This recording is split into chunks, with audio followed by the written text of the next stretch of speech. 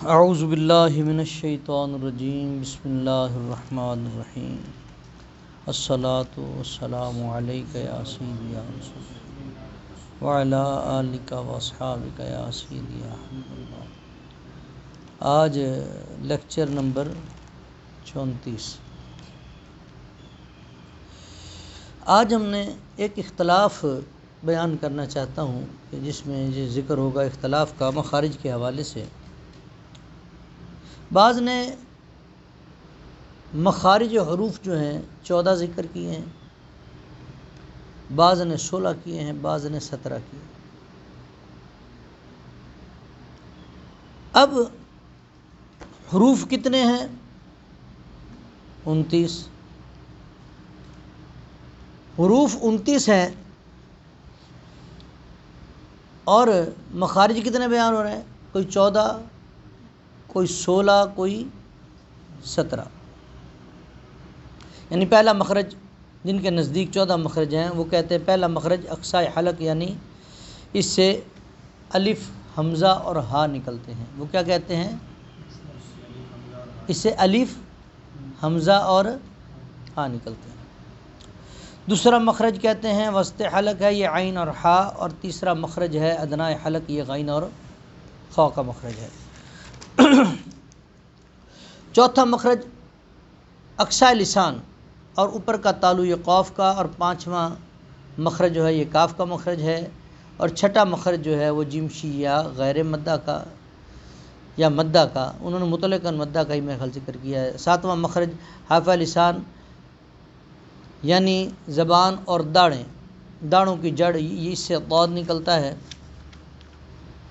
اور پھر آٹھواں مخرج جو ہے یہ لام نون را کا ذکر کیا گیا ہے۔ نوواں مخرج تا دال طا کا کیا گیا ہے۔ 10واں ثا دال ظا کا کیا گیا ہے۔ 11واں مخرج جو ہے یہ زا سین صاد کا ہے، اور 12واں مخرج جو ہے یہ فا کا، اور 13واں مخرج جو ہے یہ با میم واو کا ہے، اور 13واں مخرج جو ہے یہ با میم واو کا ہے، اور اس کے بعد 14واں مخرج جو ہے وہ یہاں پہ ذکر کیا گیا ہے با میم واو کا ہی۔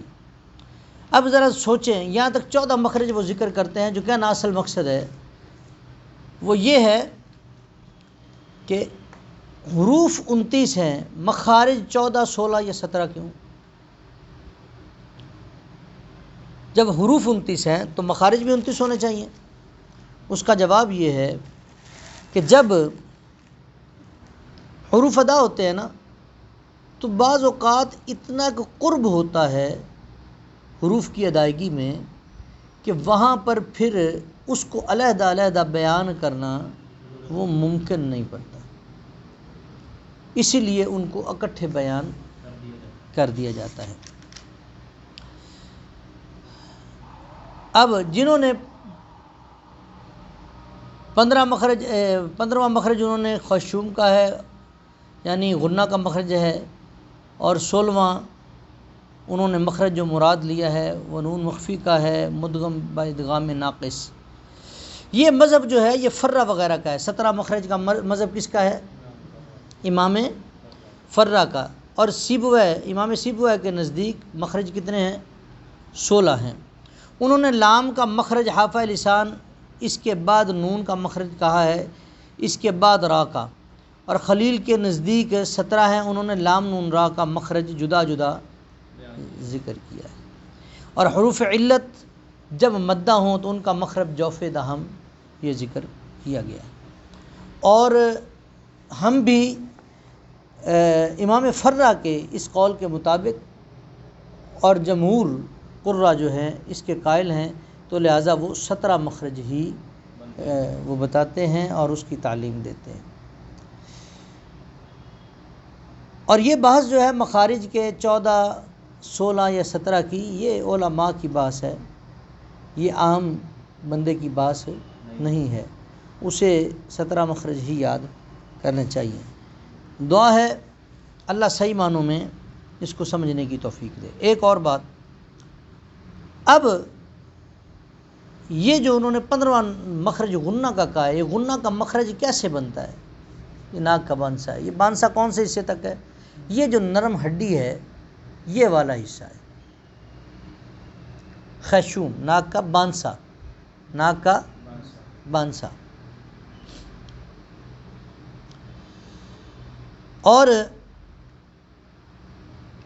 جنہوں نے حروف مدہ کا مخرج علیحدہ ذکر کیا ہے، یہ بھی میرا خیال ہے یہ درست ہے، کیونکہ الف واو یا جب ساکن ہوتے ہیں ان کا ما قبل جب حرکت موافق آتی ہے تو یہ مدہ ہوتے ہیں قانون کے تحت، ادروائز یہ مدہ نہیں ہوتے، اسی لیے انہوں نے جو اس کو علیحدہ ذکر کیا ہے یہ درست کیا ہے۔